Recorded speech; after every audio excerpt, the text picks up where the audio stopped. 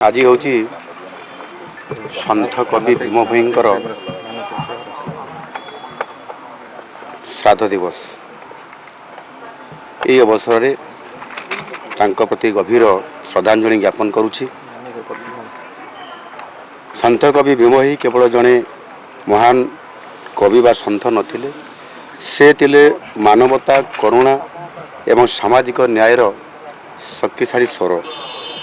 अत्यंत सरल और सावलील भाषा भजन और चौतीसा माध्यम से मानवता, सरलता और सामाजिक समानतार वार्ता से दौथिले।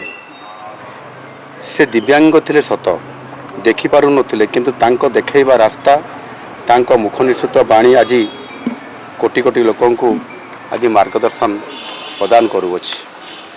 से जीव जगतर दुखरे अत्यंत दुखी होई से कहिथिले, प्राणी को आरत दुख अप्रमुत देखु देखु केबा सहु, मजीवन पछे नरके पड़ी थाउ, जगत उद्धार हो। ये महान चिंताधारा आज सन्थ कवि को आज विश्व विदित करिछि। एभली चिंताधारा केवल जड़े कवि किंबा लेखक पक्षरे संभव नुह, यह केवल जड़े सन्थ ही करि परिबे। अंध होई मध्य तांकर ज्ञान और भक्तिभाव सारा ओडिया साहित्य को समृद्धि करने सहित सारा विश्व को समृद्ध करि पारिछि। धन्यवाद।